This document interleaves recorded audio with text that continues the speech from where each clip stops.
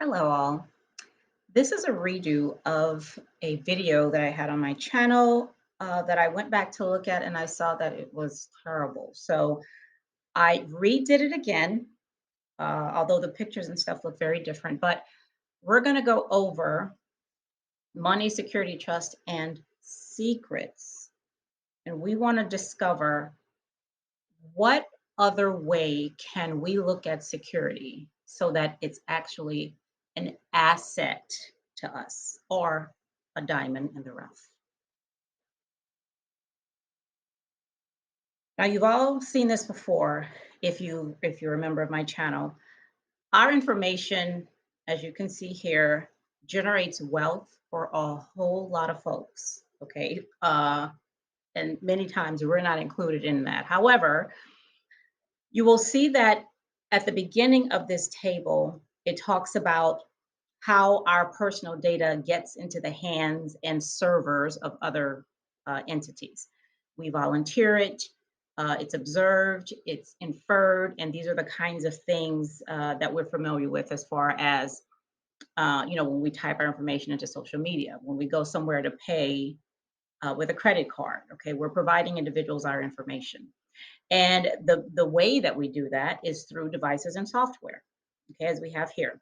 And then this is where the servers and stuff come in with storing the data, organizing the data, and all that. And then this is where we get to where our information is bought, sold, and traded. When we get to those folks who use our data for market research, for ads, and the credit bureaus, they use our stuff.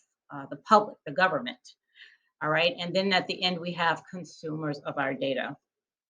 And those are largely businesses, okay, but also nonprofits, and other types of end users. So the thing here is, how can we get in on this? All right.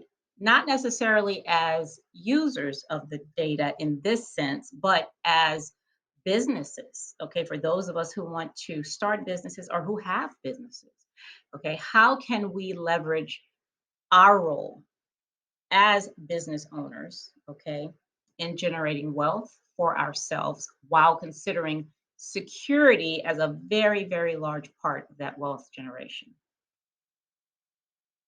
So let's start off here. Very simple definition of security: the feeling and state of being free from harm. And I'm talking about just everyday life. Think about what you're doing right now. Okay. Do you feel secure? Wherever you are looking at this or listening to this, do you feel like you're free from harm right now? Okay.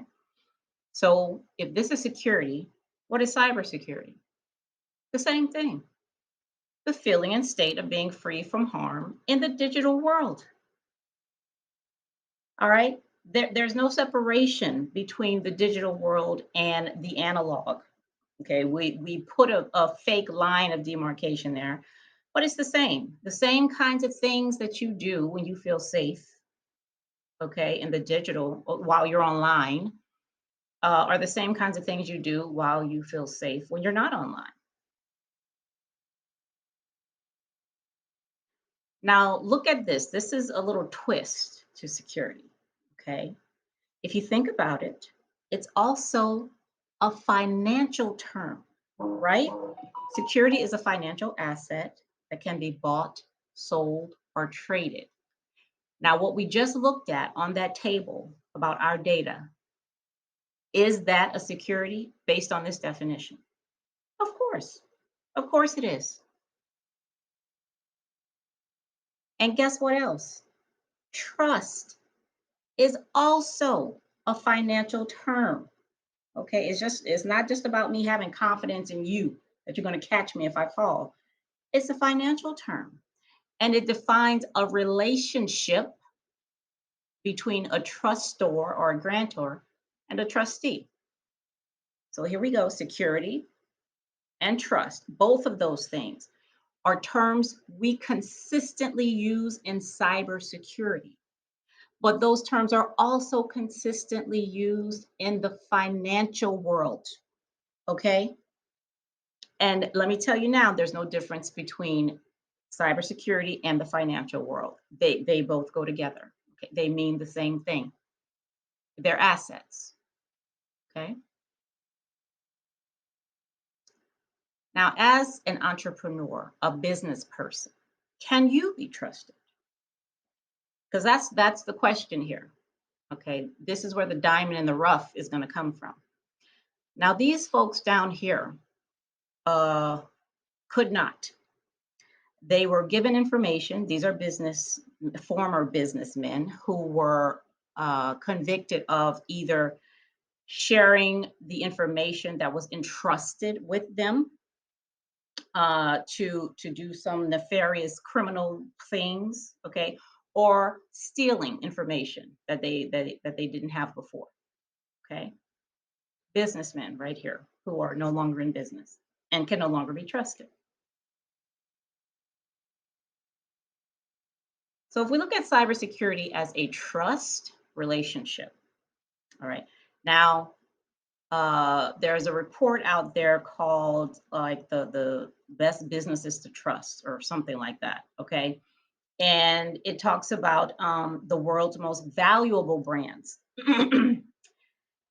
So these are the top three: Netflix, Microsoft, and Amazon. But I went ahead and I took Netflix because Netflix is absolutely a diamond in the rough when it comes to cybersecurity. Now, this first statement, we seek a candidate driven to reduce risk while remaining empathetic of a great user experience. This is language I pulled out of their job announcement for a cybersecurity position. Okay. Look at the next one from Amazon. Must possess an understanding of core information security principles and associated risk management principles. Okay. Again, out of cybersecurity job announcements. In last Microsoft, we invest over $1 billion per year in cybersecurity and research to provide customers with solutions that help close critical gaps in coverage, reduce risk, and save costs. All of these things are customer focused. They're about building and maintaining trust, okay, with the customer, the person, the people, entrusting them with these knowledge assets, okay, these information assets. And these folks recognize that.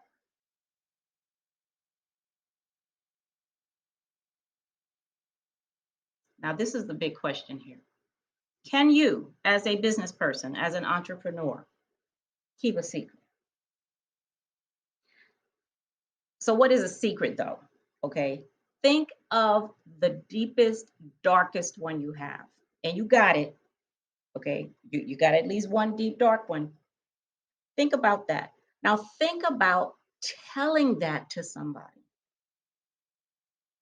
Now, number one, if you do it at all, it would most likely be somebody you trust, right? And what does that mean? That means that because this secret has some power behind it, otherwise, it wouldn't be a secret. A secret isn't just something you know that somebody else doesn't know. Okay, that's not a secret. Okay, because everybody will know what you have for breakfast this morning. But is that a secret? Probably not. But what I'm talking about here is information that has weight behind it. Information that, if used by someone else, could actually impact your life and the way that other people see you. That's a secret. A secret has instrumental value, okay?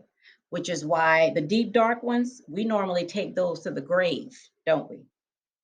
Normally, okay? But your information, the information that you share with businesses, the information that people share with you as a small business or an entrepreneur, that's like a secret because somebody can take that information and do something with it. So, an attack on the data that you have is a test of your trustworthiness. Okay. So let's now this is me here. If y'all know me, y'all know this. Pen testing, penetration testing, let's get rid of that. Okay. We're talking about The reliability and usefulness security test, I just made this up, but trust. This is a trust test. When folks go into your system and test for different vulnerabilities, they do auditing, they test these controls you put on there and stuff. They're testing your trustworthiness. Okay? That's what the test is about. So you get a report of trustworthiness at the end. Okay? Now, in my mind, I think that that's a much different way of looking at what we currently do, okay? Which is more about compliance. Like it's really not about relationship at all, okay? It's more about, being compliant with whatever the regulation says I have to do, and we barely go over that unless you're one of those diamond in the rough companies like Netflix, Microsoft, or Amazon, okay? And that doesn't mean they don't get breached, okay? Because some stuff has occurred. However, the trust factor, is that still there? Were they able to recover quickly, okay, and maintain the trust of their customers?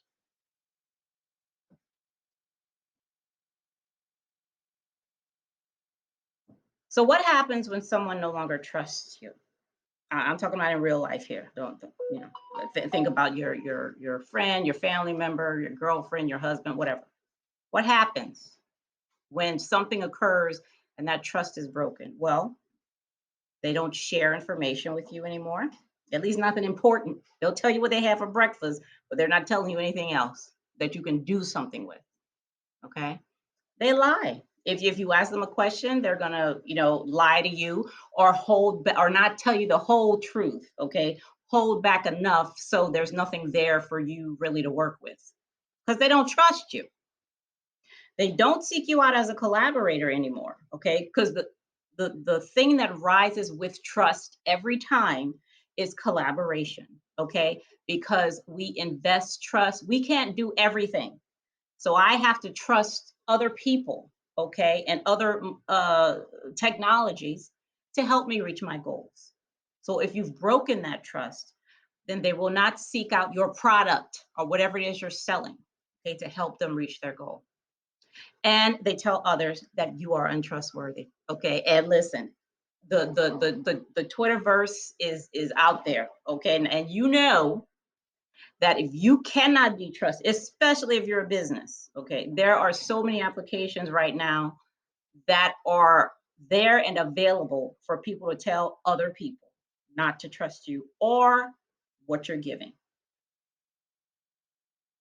And according to a Gallup poll of honesty and ethics in professions, these are some of the top professions where this poll says people can't be trusted. Okay. And I know that, many of us probably agree and have had experiences with individuals in these professions. And think about how you interact with these people. Like, how do you feel? Do you feel like when you're in their presence, and for whatever reason you feel like you have to interact with them, do you feel like you're in a state of being free from harm? Okay. Probably not. And I'm not talking about physical harm. Okay. I'm not talking about that.